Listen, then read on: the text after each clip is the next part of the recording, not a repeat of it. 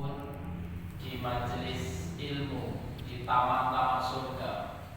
Mudah-mudahan yang hadir di pagi hari ini kelak akan direunikan Allah di dalam surganya Allah Subhanahu wa taala. Sehat Bapak Ibu? Alhamdulillah. Sampun sarapan? Dereng sempat. Ibu dari panitia nanti ada sarapan di rumahnya masing-masing. Gratis. Bapak Ibu yang berbahagia, pada pagi ini kita akan ngaji sareng-sareng terkait dengan masalah kekhusyuan. Jadi khusyuk ini menjadi salah satu anak tangga untuk meraih ketenangan. Kita kan pengen hidup kita tenang, bahagia. Pada materi yang lalu kita masih ingat manusia itu kan ada 4 kuadran ya. Yang pertama ada orang itu yang hidupnya susah, hatinya gelisah. Ini kondisi yang paling berat dalam hidup. Jadi hidupnya wes susah, hatinya tambah gelisah. Hidupnya serba kekurangan pun juga dia tidak melaksanakan ibadah itu.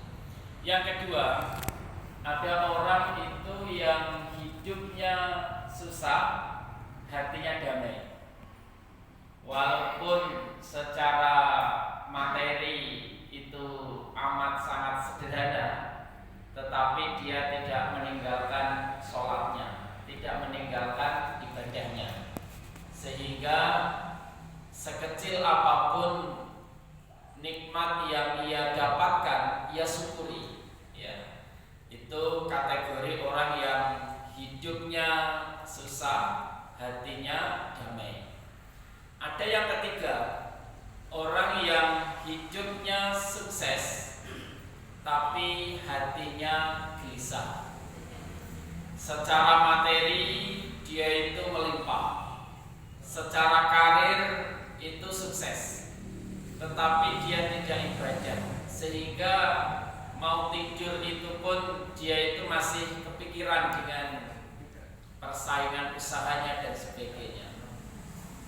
Dan yang keempat, kategori orang yang hidupnya itu sukses, hatinya damai.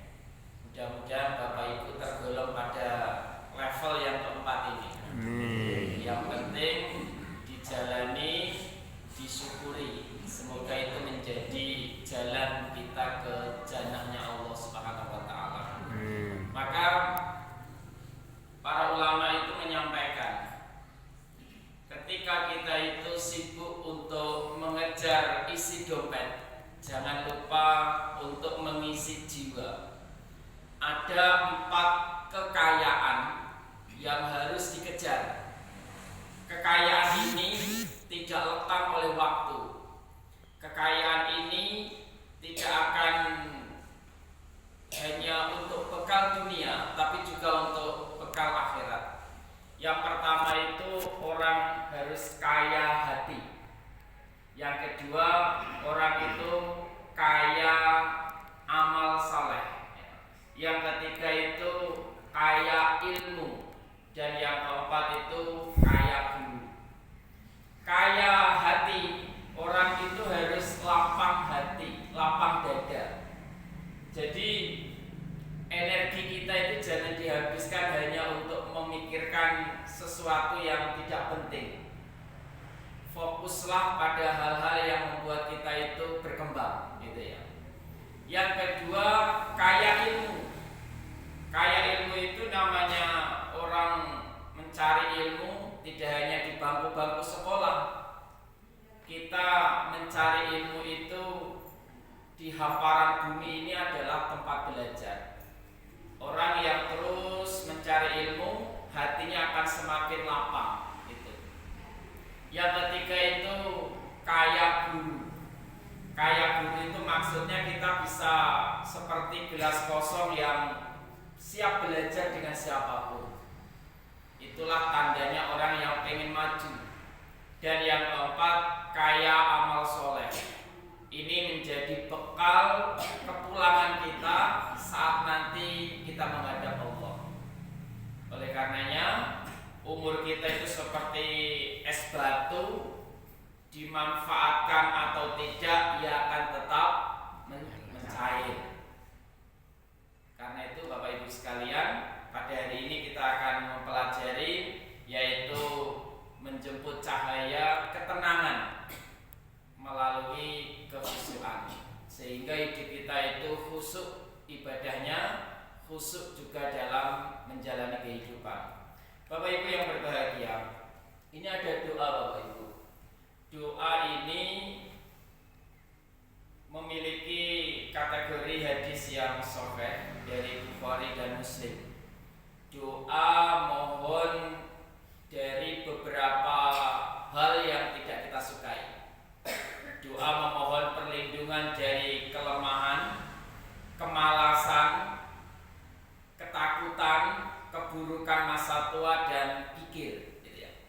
Kita baca, nanti panjenengan bisa menirukan. Allahumma inni a'udzu bika minal ajzi wal kasali wal jubni wal harami wal bukhli wa a'udzu bika min adabil qabri wa min fitnatil mahya wal mamati. Nah, ini doanya Bapak Ibu. Ya Allah, aku berlindung kepadamu dari kelemahan, rasa malas, rasa pengecut atau ketakutan, keburukan di waktu tua, dan sifat kikir. Dan aku juga berlindung kepadamu dari siksa kubur serta bencana kehidupan dan kematian. Nah, doa ini Bapak Ibu itu selalu dibaca oleh Rasulullah, oleh para sahabat, pun juga oleh generasi-generasi setelahnya. Jadi kita memohon kepada Allah agar hidup kita itu bisa ayem, bisa tenang, bisa bahagia, jauh dari 7 penyakit, mulai dari rasa lemah, malas, sampai pada bencana. Ini sebagai doa hari ini Bapak Ibu sekalian. Nah Bapak Ibu, ketika kita berbicara tentang kekhusyuan ya, ini ada 2 gambar Bapak Ibu. Yang pertama itu gambar ibu-ibu sedang merumpi. Ini kalau merumpi itu semakin kecil suaranya, semakin valid. Ya. Semakin dekat beritanya itu semakin hangat. Ya. Dan yang satu itu melaksanakan ibadah atau sholat. Kira-kira dari 2 gambar ini, yang paling lama itu yang rumpinya atau sholatnya? Jadi kalau kita ngobrol itu bisa berjam-jam, tapi ketika kita sholat, ya rasanya pengen dan cepat selesai. Nah, kalau kondisinya seperti ini, kita tidak akan bisa meraih yang namanya kekhusyuan. Tapi kita lihat ibu-ibu di sini tidak ada yang sering ngobrol ya, yang sering gibah maksudnya ya, kecuali yang ada ya apalah ya 1, 2, 3, 4, 5 seterusnya. Ya. Jadi ketika kita menghadapi dunia ini yang semakin kompleks, ya, seperti orang itu yang rokok 1 wadah itu langsung diakop semuanya ya. Ini menggambarkan bahwa hidup ini memang semakin hari itu bukan semakin ringan, melainkan semakin kompleks masalahnya. Sehingga kompleksnya zaman itu berdampak dan bisa mencuri ketenangan hidup kita. itu pernah menyampaikan khusyuk itu apa sih ya? Khusyuk itu fokus pada kegiatan yang dilakukan. Ibaratnya khusyuk itu sedang menyetir mobil. Ketika kita itu mengemudikan mobil, saat mobil itu mulai belok ke kanan, dia segera sadar dan kembali ke titik yang semula. Sebab saat mobil itu mulai bergeser belok ke kanan atau ke kiri, kok dibiarkan, ya bablas nanti. Jadi saat kita itu sholat, pikiran kita, hati kita itu kalau sudah mulai belok, kata Kroisiak itu segera kembalikan ke setelan awal. Itulah khusyuk. Khusyuk itu bukan seperti patung yang hanya berdiam, tidak mendengar kanan kiri. Khusyuk itu adalah pekerjaan hati yang tetap tersambung dengan Allah. Karenanya khusyuk itu menjadi syarat awal untuk mendapatkan tumak nina. Kalau sholatnya itu tumak nina, hidupnya pun juga akan tumak nina. Pada kajian ini kita akan coba merapikan arah hidup kita sebelum tiba di garis finish. Seringkali kita itu sibuk merapikan banyak hal dalam hidup, tapi justru kita melalaikan sholat. Padahal kalau kita ingin merapikan urusan-urusan hidup kita, merapikan segala permasalahan dalam hidup ini, yang pertama dirapikan itu adalah sholat. Kenapa? Saat sholat itu dijaga, maka hati pun akan ikut tertata. Dengan demikian, urusan-urusan yang lain pun itu akan dimudahkan. Kan Rasulullah pernah menyampaikan, awalu ma yuhasabu alaihil abdu yaumal qiyamati sholat. Amal pertama seorang hamba akan dihisab di hari kiamat itu adalah sholat. Jadi pertanyaan pertama yang mendasar sebelum ditanya pada bab-bab lainnya, itu yang dipertanya pertama adalah sholatnya. Fa'in sholahat sholaha sa'iru amalihi. Apabila sholatnya baik, maka baiklah seluruh amalnya. Wa in fasadat fasada sa'iru amalihi. Apabila sholatnya rusak, maka rusaklah semua amalnya.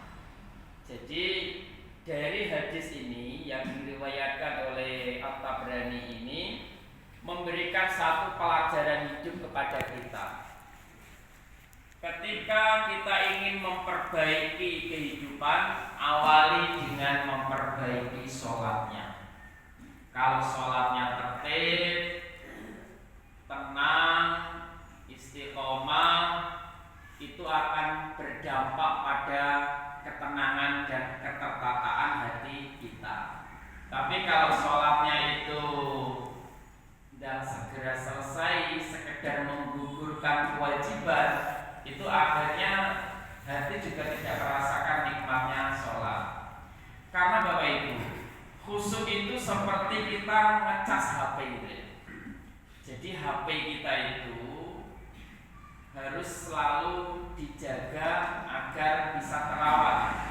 Karena hati itu ibarat HP. Sepanjang hari energi hati kita itu terkuras habis oleh berbagai aplikasi dunia. Pekerjaan, rumah tangga, kehidupan dengan tetangga, dengan saudara, dengan berbagai aplikasi dunia. Itu aplikasi maksudnya. Jadi kalau HP kita kebanyakan aplikasi kan cepat ngeblank, bahkan lambat, tidak lancar. Pun juga hidup kita. Kalau hidup kita itu kebanyakan digunakan untuk urusan-urusan dunia, ini juga hati itu akan semakin tumpul, melambat. Maka khusyuk itu adalah proses untuk mengecek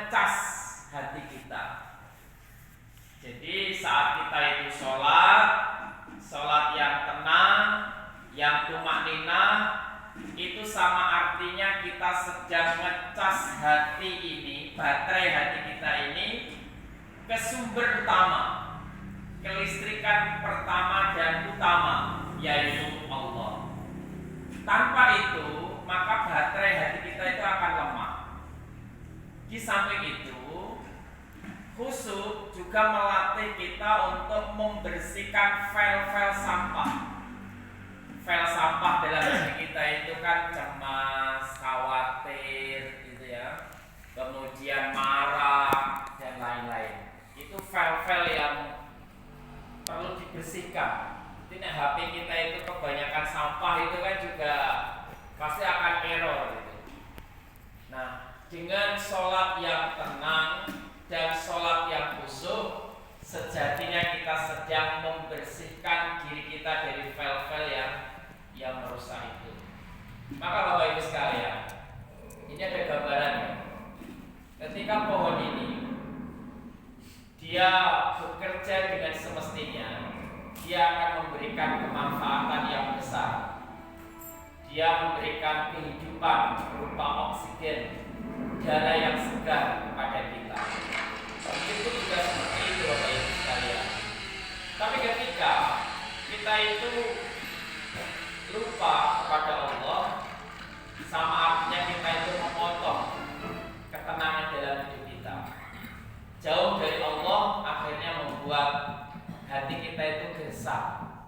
Kalau hati kita itu gersang, yang didapatkan bukan ketenangan, melainkan kegelisahan itu. Nah, oleh karenanya, mari pada hari ini kita temukan kembali makna hidup lewat jalan sholat yang khusyuk itu. Kenapa kita mulai dari sholat yang khusyuk? Karena wasta'inu bis-sabri was-sholat wa innaha lakabiratun illa 'alal khoshiin. Jadikan sabar dan sholat itu sebagai penolong. Untuk menjadikan sholat yang khusyuk itu cukup berat, kecuali orang-orang yang memang hatinya itu tunduk atau khusyuk itu. Bapak Ibu, sholat itu saat kita itu tenang, tumaknina, itu kan butuh ketenangan, butuh kesabaran. Kalau kita nggak sabar, ya dan cepat-cepat selesai. Di samping itu, di dalam surah Al-Mu'minun juga disampaikan, qad aflaqal mu'minun alladzina hum fi sholatihim khashi'un. Sungguh beruntung orang-orang yang beriman. Siapa orang yang beruntung itu Bapak Ibu? Orang yang khusyuk dalam sholatnya. Nah, dari dua ayat ini bisa kita tangkap bahwa memang khusyuk itu menjadi pekerjaan yang mudawamah, yang berkelanjutan, yang tidak ada kata akhir, karena hati kita itu kan berbolak-balik. Sebenarnya apa sih makna khusyuk itu Bapak Ibu? Jadi kalau kita merujuk pada pendapat para ulama, khusyuk itu menurut Al-Qusairi, khusyuk itu bermakna ketundukan kepada Allah, al-intiqad lil haq. Jadi pengendalian mata dari pandangan. Khusyuk itu diawali dari penjagaan pandangan kita. Kalau pandangan kita itu terjaga, maka hati ini akan mudah untuk tunduk dan khusyuk. Tapi saat pandangan kita itu dibiarkan menjelajah kemana-mana, maka hati ini pun juga akan sulit untuk mendapatkan kekhusyukan. Jadi menurut Al-Qusairi, khusyuk itu diawali dari penjagaan pandangan kita. Kemudian menurut Muhammad bin Ali At-Tirmidzi, khusyuk itu adalah kecil asap dalam dadanya. Asap itu hanya muncul jika ada api. Dalam ilmu tasawuf itu, api dalam dada itu sering disimbolkan dengan gejolak nafsu, amarah. Maka sebelum sholat, saat kita itu wis pegel karo orang lain, wis emosi, itu memang berat. Itu seperti di dalam hati kita itu sedang memercikkan bara api. Maka menurut Muhammad bin Ali, kalau ingin sholat kita itu khusyuk, maka padamkan api di dalam hati kita. Kalau kita mampu memadamkan api, maka akan terbit cahaya takdim. Hatinya itu menjadi hidup, otomatis fisiknya akan tenang. Maka Bapak Ibu, kenapa sebelum sholat itu kita harus berwudu? Karena sejatinya wudu itu tidak hanya membasuh anggota-anggota badan kita yang luar ini, melainkan juga bisa meresap sampai ke dalam mata hati kita. Kalau sholat atau wudu kita itu tumaknina, wudu kita itu tertib, itu juga akan berdampak khusyuk lebih awal. Itu menurut Muhammad bin Ali. Sebelum sholat hatinya ditata dulu, biar sholatnya itu tidak membawa kebencian atau kepegelan dengan orang lain.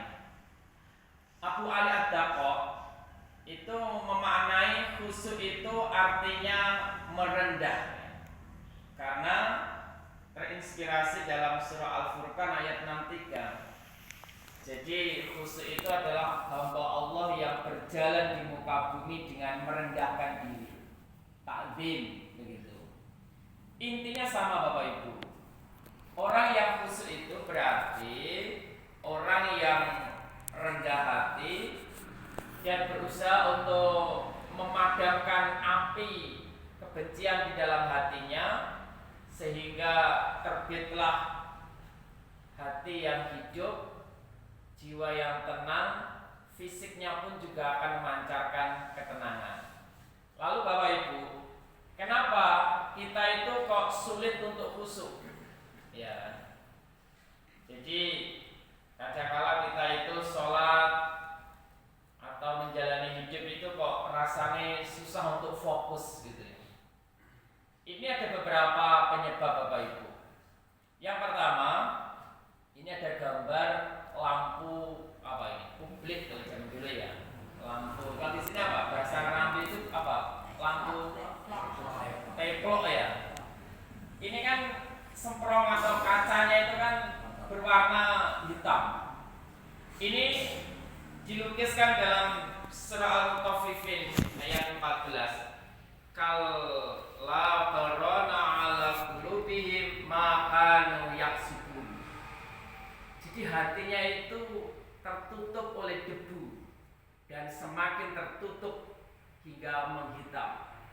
Bahkan dalam sebuah hadis, saat kita itu melakukan kesalahan, dosa, maka sejatinya kita itu sedang meletakkan titik hitam di dalam dinding hati kita. Bayangkan aja lampu ini kalau kotor, berdebu dan tertutup oleh debu, maka akan memancarkan cahaya yang terang. Jadi sebelum sholat kita itu memang niatkan dalam hati kita untuk bertobat kepada Allah, pembersihan hati kita yang disimbolkan dengan berwudu itu. Kenapa berwudu itu diawali dengan membasuh muka ini? Karena wajah kehambaan kita itu di tengah permasalahan dunia itu kadang menjadi tertutup oleh debu-debu dunia. Jadi saat kita itu berwudu lalu membasuh muka kita dengan basuhan air wudu, mengembalikan wajah kehambaan kita dan kembali jernih lagi. Jadi pertama yang menyebabkan sholat kita itu tidak khusyuk, menurut para ulama disebabkan karena dinding hati kita itu masih tertutup oleh debu-debu atau oleh asap dosa itu. Yang kedua, karena stres memikirkan pekerjaan ya. Jadi sholat fisiknya itu takbiratul ihram, sujud, tapi pikirannya sudah menjelajah di luar sana. Seperti kita ini para tersangka ini ya. Jadi saat kita itu sholat, Allahu Akbar, terus mikir gue masak opo gitu ya, kedagangannya harus ditambahi opo dan sebagainya. Jadi itu akhirnya sholat rasa kuliner jadinya. Ini yang beban-beban dunia yang dikatakan file-file sampah saat sholat itu hadir. Bahkan kadang pas sholat itu yo kelingan segalanya. Tadi yang naruh kunci ning di pas sholat nyatanya yo kelingan. Oh nekono gitu ya. Jadi hati yang penuh dengan permasalahan oleh ambisi akhirnya menjadi stres. Apakah seperti ini Bapak Ibu? Khusyuk itu susah didapatkan kalau kita itu terburu-buru. Jadi sholatnya ekspres. Tapi saya yakin ini ya, jenengan nek sholat tarawih pilih imam sing luambat atau imam sing paling cepat. Cepat. Kita ternyata sama ya. Boleh zaman cilian kula niku nek pas tarawih itu golek mushola sing cepet dhewe gitu ya. Sampai saat ini ya. Ada kala pas imam itu wis tengah itu wis mulai gejolak itu ya. Tapi Bapak Ibu saya kira tidak ada yang seperti itu. Ya. Kecuali ada gitu. Dan kurang punya arah. Jadi sholat itu dianggap sesuatu yang membawa beban ya. Atau dalam bahasa lain Imam Al-Ghazali itu menuturkan kalau kita itu tidak punya ilmunya sholat itu memang susah untuk mendapatkan kekhusyuan. Maka sholat itu butuh yang namanya tafahum, memahami isi bacaan sholat itu biar kita itu bisa merasakan hadirul qalbu, hati yang hadir. Bapak Ibu sekalian, ini ya secara garis besar orang itu sulit untuk mendapatkan khusyuknya dalam sholat. Mulai dari dinding hati yang tertutup oleh debu-debu dosa itu, oleh beban-beban masalah yang berat, oleh gerakan-gerakan sholat yang lebih cepat dan tidak memiliki arah. Sholat itu sebenarnya untuk apa? Ataukah hanya menggugurkan kewajiban saja? Bapak Ibu, kalau kita itu memang berniat ingin naik kelas menjadi sholat yang khusyuk, itu memang ada beberapa tangga, anak tangga yang bisa mengantarkan kita pada puncak kekhusyuan itu. Setidaknya itu ada 4 tangga. Tangga pertama itu adalah ihsan. Ihsan itu apa? Merasa diawasi atau merasa bahwa Allah itu melihat sholat kita. Pengertian ihsan itu, sholatlah seakan-akan kau melihat Allah. Kalau ketika engkau tidak bisa melihat Allah, yakinlah Allah melihatmu. Jadi sholat ini langsung CCTV-nya dari Allah. Biasanya kita kan sholat berjamaah, kadang kita itu khusyuk, tenang, tertib.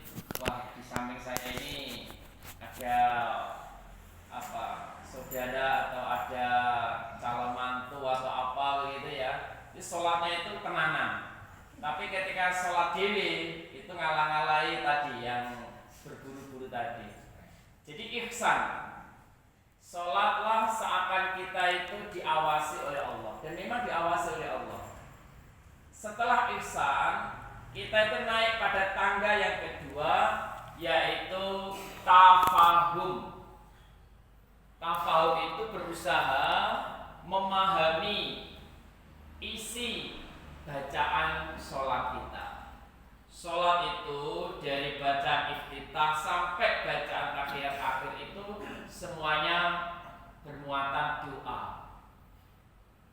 Kalau longgar kita baca buku pas sholatan itu, sebenarnya yang saya baca setiap saat itu sebenarnya artinya apa sih gitu ya. Itu akan membantu untuk menghadirkan kefahaman, sehingga bisa menangkap makna di balik doa-doa yang kita ucapkan saat sholat itu. Itu pada tangga yang kedua. Tangga yang ketiga itu adalah tumak ninah. Ya. Jadi ketika kita itu masang niat, setelah masang niat lalu berusaha untuk memahami isi dari bacaan sholat kita, lalu tangga yang ketiga itu tumak ninah. Tumak ninah itu maknanya tenang dan tidak terburu-buru dalam setiap gerakannya. Jadi ketika Allahu Akbar itu tenangkan dulu. Ketika ruku Allahu Akbar gitu. Itu rasa dan di suasana hati itu akan berbeda saat lekuk-lekuk itu seperti ayam sedang makan itu ya. Itu berbeda dengan saat kita itu cuma ninah. Dan puncaknya adalah dzikrul maut, mengingat kematian. Rasul menyampaikan, sholatlah seolah-olah ini adalah sholat perpisahan. Ya. Jadi ketika kita mau sholat, anggaplah ini adalah sholat terakhir kita. Bisa jadi di sholat berikutnya kita sudah pindah alam. Nah, Bapak Ibu, ini 4 tangga yang bisa mengantarkan kita pada tingkatan khusyuk. Pertama, ditata hatinya, hadirkan jiwa yang ihsan. Setelah noto hati, memahami bacaan yang ia ucapkan, digerakkan dengan tumak ninah, lalu dibingkai dengan dzikrul maut. Ini adalah sholat terakhir saya, maka saya lakukan dengan penuh kekhusyuan gitu. Nah, ini yang pertama. Menurut pendapat ulama lain, khusyuk itu sebenarnya hanya 2 kuncinya. Ya. Yang pertama adalah quwwatul muqtadah. Artinya apa? Menguatkan atau melakukan hal-hal yang menguatkan khusyuk. Contohnya persiapan sholat, wudhu dengan tertib, pakai baju yang nyaman, tempat yang bersih, ya. Lalu membaca doa-doa yang dipahami, mentadaburi doa-doa yang dibaca itu berarti quwwatul muqtadah, melakukan hal-hal yang membantu kita itu untuk khusyuk. Itu resep pertama. Kemudian resep yang kedua itu adalah dhafus sawil. Artinya apa? Kita berusaha untuk menghindari hal-hal yang